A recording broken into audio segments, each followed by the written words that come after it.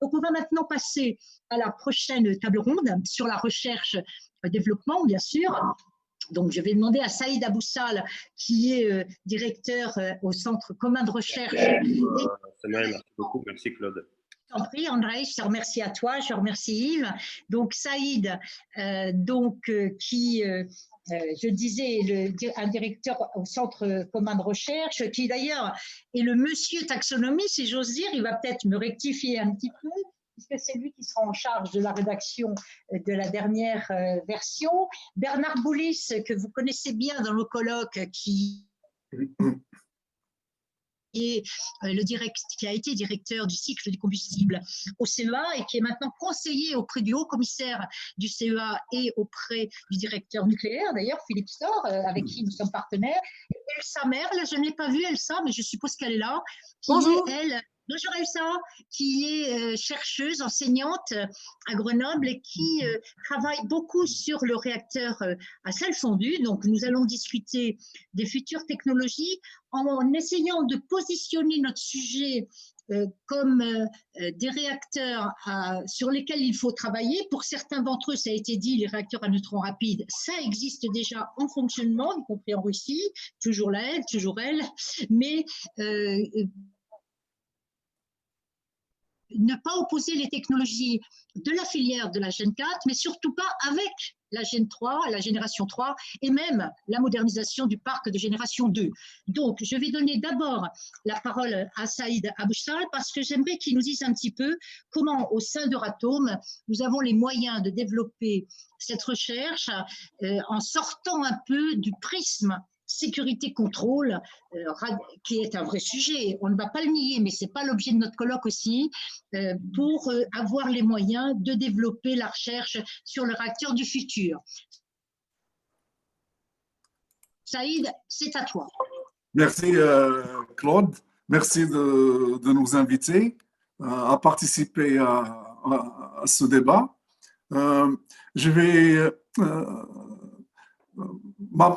Mon intervention sera sur deux points, si tu veux bien. Le premier point, un peu sur les investissements. I will switch to English. Il n'y a pas de problème, vas-y.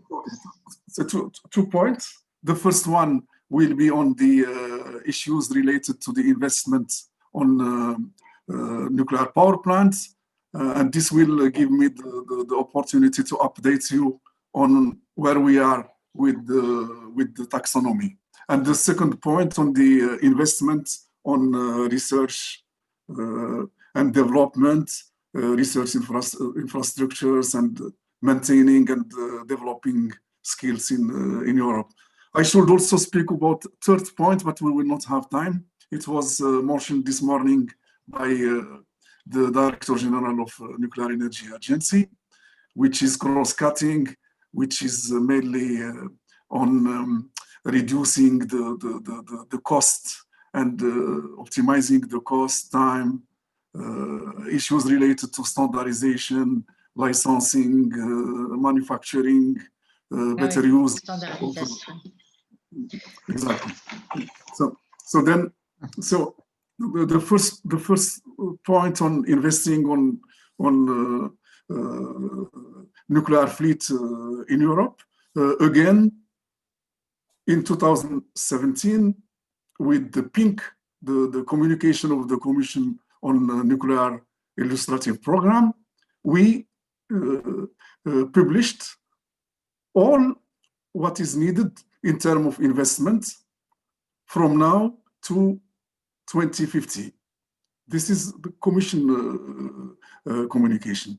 We underlined the importance on investing on long-term operation. We published the amount needed for this investment. We recognized also the big investment needed for decommissioning, for managing the nuclear waste.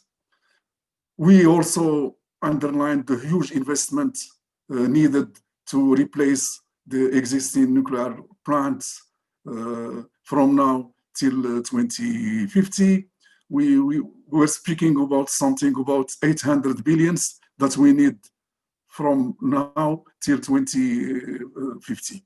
And we know that financing is a major challenge, especially for nuclear power plants that are capital intensive, high investment risk, and we underline the needs for financial guarantees and other measures for enabling the private sector to invest in the development of nuclear power infrastructure. This is, we recognize it, we know it in the communication. We also say that without this investment, it will be very complicated to maintain the nuclear fleet in Europe. And also what is really important and is tricky, that if we don't invest, we will not be able to implement the strategy for 2050 zero carbon emission.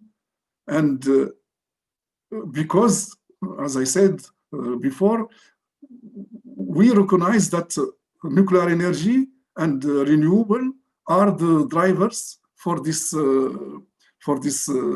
strategy. And this was clearly also highlighted in the Clean Planet for All communication 2 years ago now, November 2018.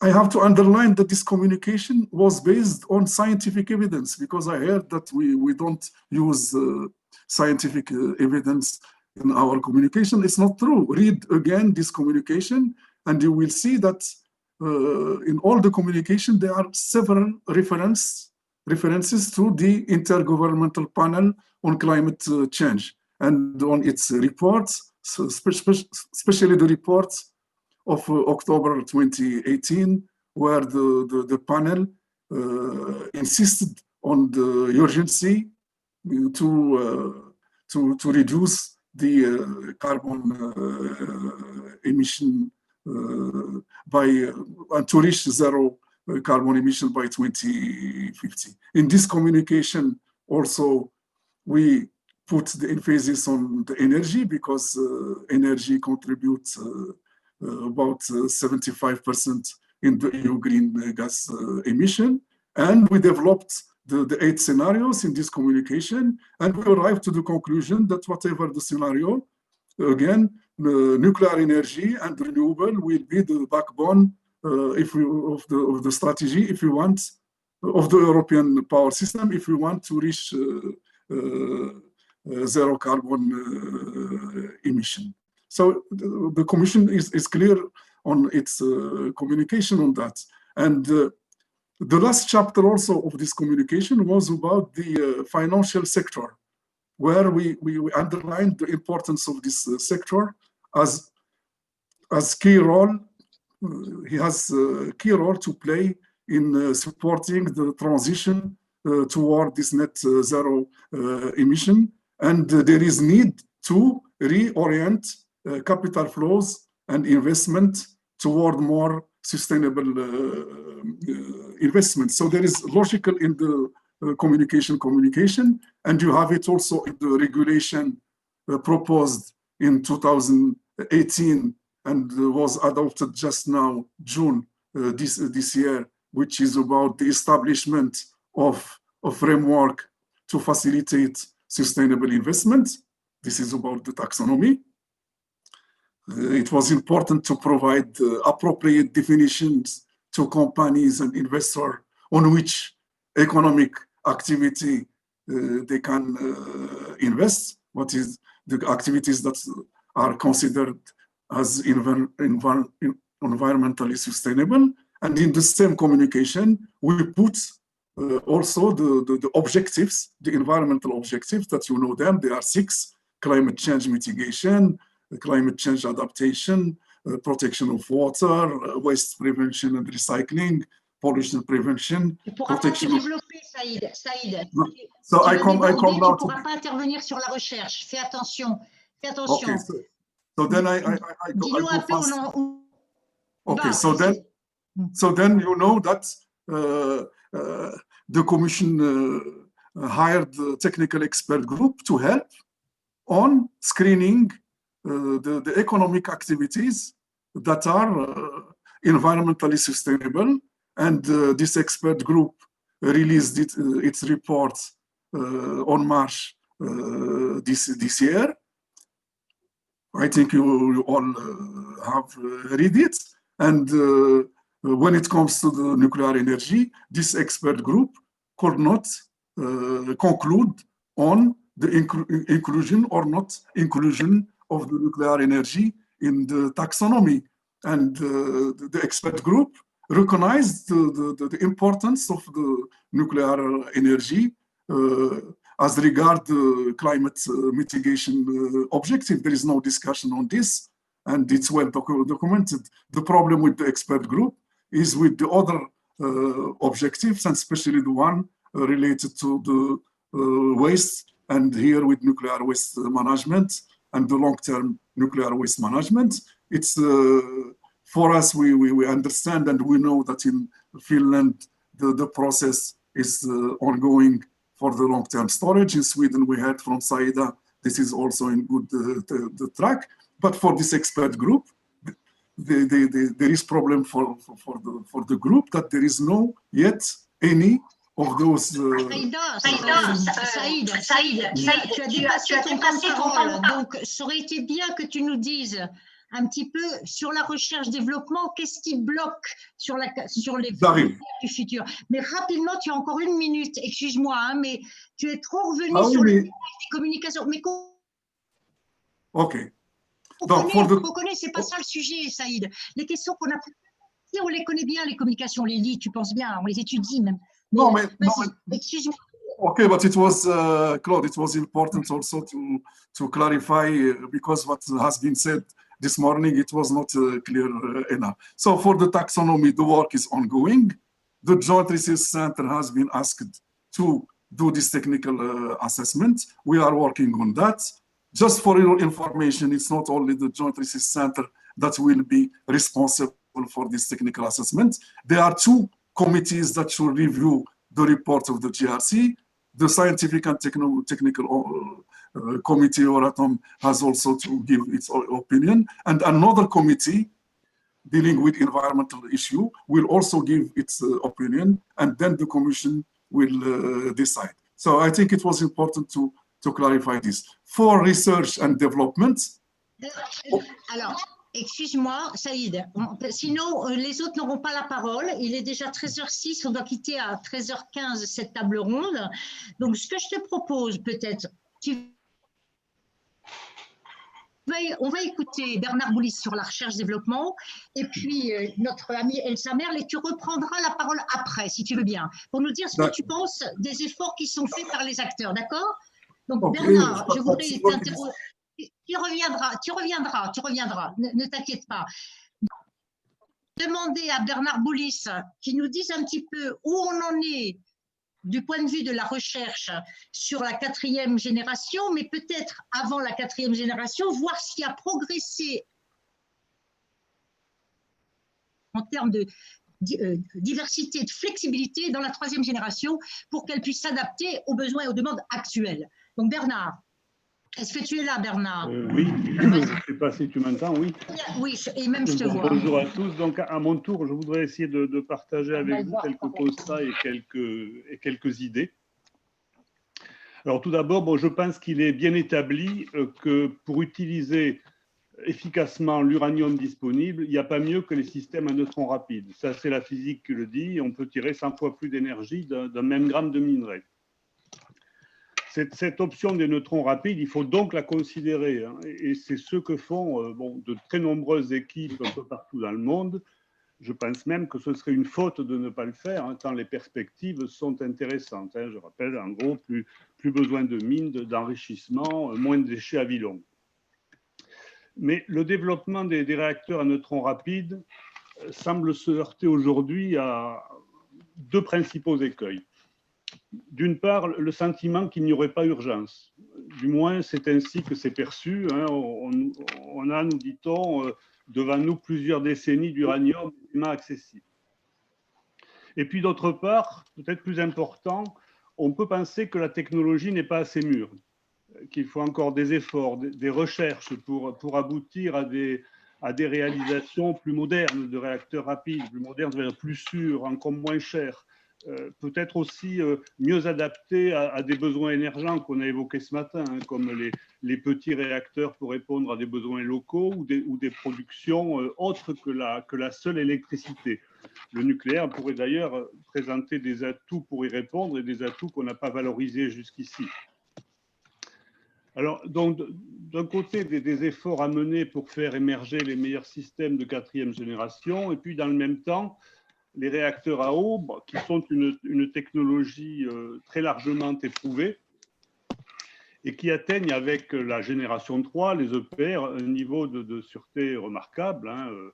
Alors, au plan de l'utilisation des matières, ils ne peuvent pas réaliser avec les réacteurs rapides. Hein, ils devront un jour laisser la place, ou du moins faire une place à cette nouvelle génération 4. Même si ces réacteurs de génération 3, ils continuent encore à bénéficier d'innovations, de progrès, et puis on essaye aussi de les adapter à ces nouveaux besoins. Je crois qu'on a eu beaucoup de mentions ce matin de ces nouveaux besoins de ces SMR. Alors, donc moi je pense qu'on ne doit pas opposer génération 3 et génération 4, hein, elles ont chacune leur place, des horizons de déploiement bien distincts, les toutes prochaines décennies pour les réacteurs à eau tels que les EPR, et puis plus tard pour les réacteurs rapides. Et le recyclage en réacteur à eau, c'est quelque chose qui peut préparer effectivement efficacement le futur recyclage qui est à la base des systèmes à réacteurs rapides. Un point qui me paraît peut-être à noter, inscrire les réacteurs rapides dans un horizon un peu plus éloigné, c'est peut-être l'occasion d'ouvrir le champ des options explorées afin d'essayer d'adresser peut-être encore mieux certaines questions. Hein. Le coût, la sûreté, ça a été évoqué ce matin, le coût, hein, la flexibilité, ces nouveaux besoins que j'évoquais. Donc, divers concepts sont aujourd'hui étudiés ou approfondis. Par exemple, au CEA, on s'intéresse depuis l'arrêt du programme Astrid à des réacteurs au sodium de petite taille ou des réacteurs à sel fondu. Aux États-Unis, on a noté, ça a aussi été relevé tout à l'heure, une floraison importante de nouveaux concepts qui viennent d'ailleurs d'horizons eux aussi renouvelés, ce ne sont pas les mêmes acteurs, il y a de nouveaux acteurs. Et ce nouveau foisonnement de la recherche me paraît très intéressant parce qu'il peut conférer une nouvelle dynamique à la recherche nucléaire qui a quand même été pas mal ébranlée ces derniers temps, presque avec l'arrêt des programmes tels qu'Astrid. Donc pour moi, la génération 4, ça reste un formidable enjeu et qui pourrait ou qui devrait constituer un germe de choix pour une coopération internationale et en particulier une coopération européenne. J'ai évoqué d'ailleurs un horizon plus éloigné, mais je crois qu'il ne faudrait pas que ça prête à confusion. Hein. Je crois que ça ne veut pas dire que l'on a tout son temps pour explorer. Hein. L'expérience du développement des générations antérieures montre que les temps de développement sont très longs, ils sont devenus encore plus d'ailleurs aujourd'hui, pour passer de l'idée à un système industriel.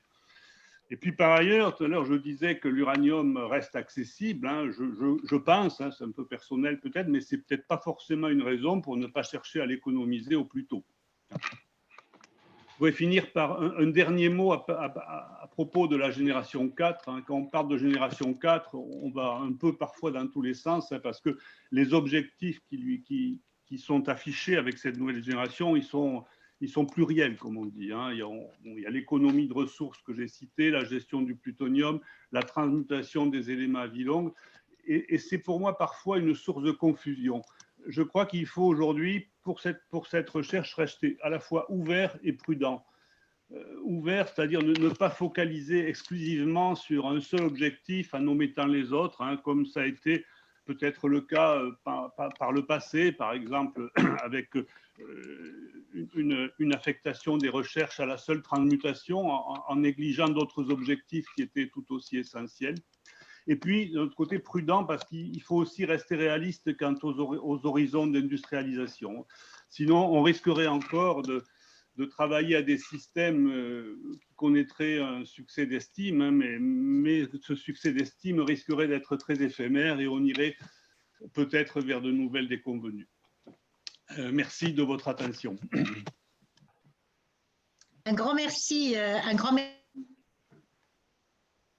Merci Bernard. Bon, tu n'es pas revenu sur le multirecyclage du MOX, c'est pas grave parce qu'on a eu droit ce matin à l'explication de Bertrand. Mais je vais du coup, oui, tout à fait. C'était très bien, c'était très complémentaire. Et je voudrais interroger Elsa par contre sur les sels fondus, qui, d'après tous les écrits du G2R, est une offre énormément de possibilités, mais qui reste quand même encore un projet sur le papier pour l'instant, donc il n'y a même pas encore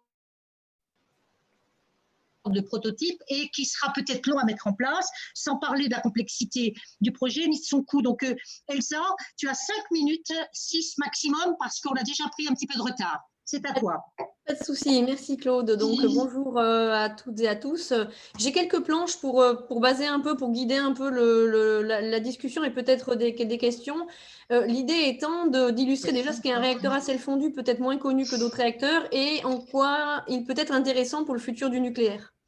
Donc, juste pour indiquer, techniquement, à droite, vous avez le concept de réacteur à sel fondu développé en France depuis une quinzaine d'années au CNRS, initialement, mais qui regroupe des intérêts très, très variés maintenant, avec des partenaires larges, je trouve, et qui est aussi au centre de projets européens depuis à peu près une dizaine d'années, qui a été sélectionné par le forum Génération 4 en 2008 comme représentatif des réacteurs à sel fondu et qui est un réacteur à spectre rapide. Donc en gros, typiquement, au centre du cœur, là, il y a les petits atomes, là, les petits noyaux, vous avez la fission, le combustible s'échauffe, il est en rouge, il circule, il est extrait ensuite en haut du cœur.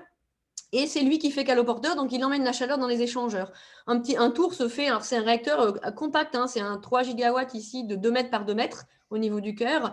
La géométrie du cœur est simple et c'est le combustible qui sert aussi de caloporteur, ce qui a des impacts importants en termes de sûreté, de contre-réaction, de vitesse de stabilisation et de stabilité du cœur. Donc ici, l'idée c'est d'avoir un combustible liquide qui puisse extraire la chaleur. Et quand on regarde les liquides qu'on peut utiliser dans un réacteur nucléaire, avec toutes les contraintes en termes de neutrons, hydraulique, thermique, etc., on tombe sur des sels fondus. Soit des sels fluorure, LIF, soit des sels chlorure, du chlorure de sodium, le sel que vous avez dans votre cuisine, en gros, à haute température pour que ce soit liquide. Et le cœur est vraiment compact et un tel réacteur peut, en fonction de sa conception et de l'objectif, remplir tous les objectifs. Je rebondis sur ce qu'a dit Bernard, production de puissance, incinération de déchets, production de chaleur, propulsion spatiale, production de radioisotopes, etc. Donc les différences par rapport à un réacteur à combustible solide, c'est que les contre-réactions sont toutes, ce qu'on dit négatives, les coefficients de contre-réaction sont excellents et agissent très vite puisque le porteur, c'est le combustible. Donc il y a une grande stabilité intrinsèque du cœur. Il est flexible au niveau de son design. On peut mettre différents types de compositions de matière à l'intérieur pour le faire fonctionner. Et on peut faire du suivi de charge très efficace, c'est-à-dire s'adapter à la demande du réseau pour soutenir, par exemple, un parc mixte avec des énergies renouvelables de manière très, très rapide. Et également, on peut concevoir des petits réacteurs jusqu'à des gros réacteurs, voire même des micro-réacteurs. Enfin, une spécification, il n'y a pas de fabrication du combustible au terme classique avec des pastilles, des assemblages, etc.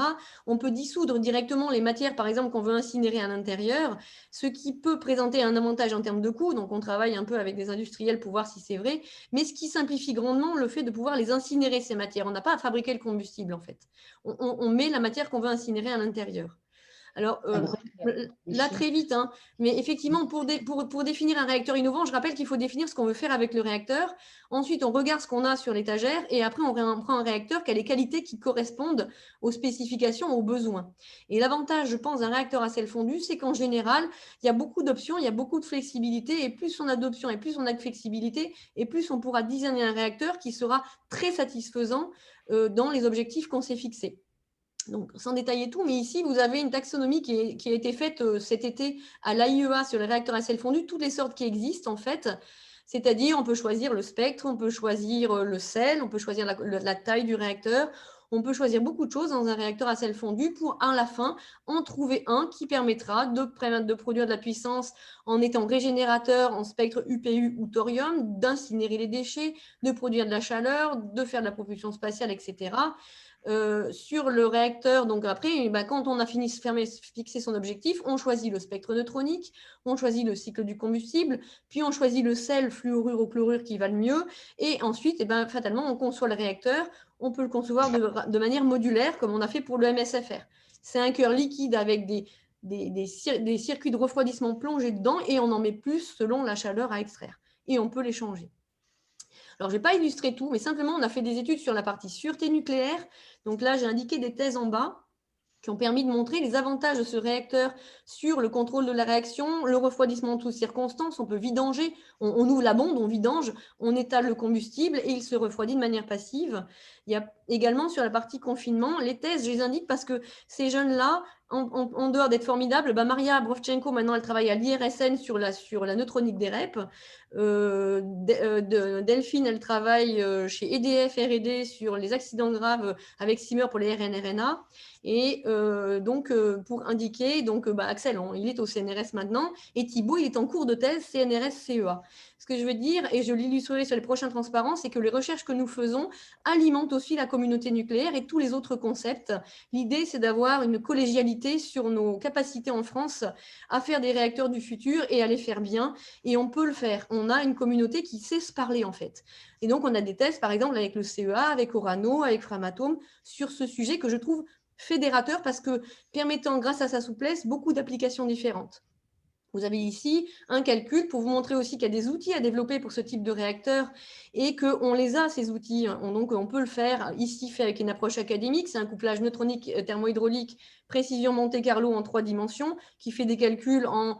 Là, le calcul est fait en 1 jour, mais on voit un suivi de charge du réacteur. On voit que le réacteur est capable, sans stress matériaux, d'après les calculs neutroniques, de suivre le réseau et donc d'aider les renouvelables.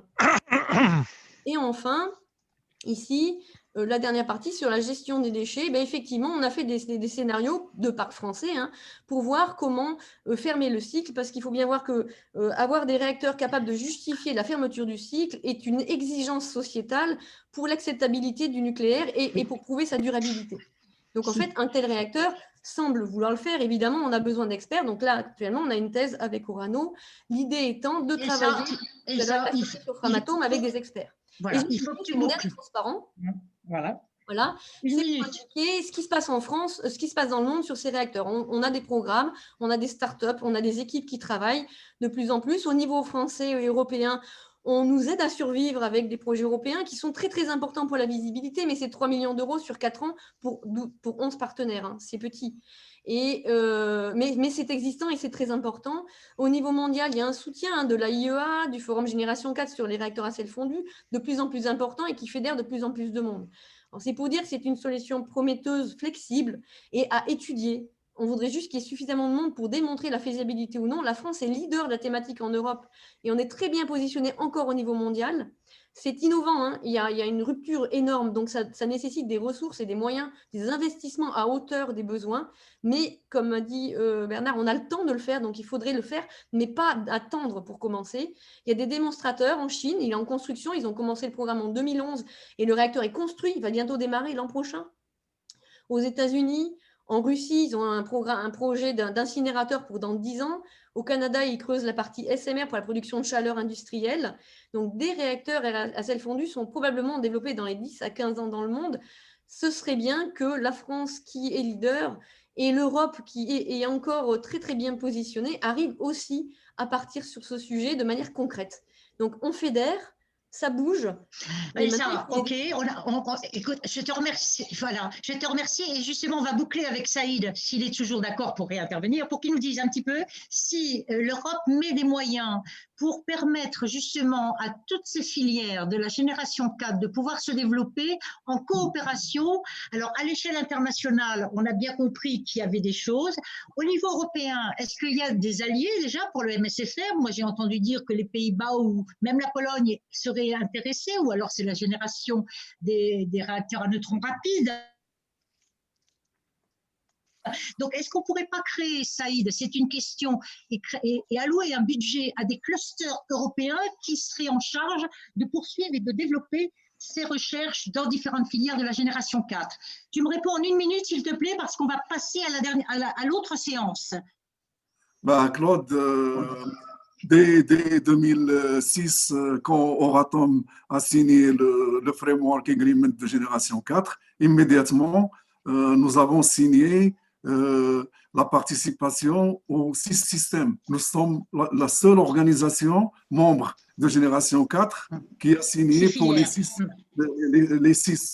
Et depuis 2006, il y a pas mal de projets qui viennent du programme Euratom Recherche qui supportent, bien évidemment, toujours dans le côté sûreté et non-prolifération, ces systèmes. Et je peux dire que sans la contribution du programme de recherche Euratom à génération 4 à ces systèmes, sauf pour la France, il n'y aura pas grand-chose. Donc, il y a aussi un problème, c'est que l'Union européenne, avec ce petit budget, il est comme il est, il a un rôle important qui permet un peu de créer les networks, de fédérer et de créer aussi tous les frameworks pour travailler génération 4, 7 plans, SNETP, tous ces bodies, ils ont été un peu créés à l'initiative de la Commission européenne et sont soutenus par aussi le programme de recherche Euratom.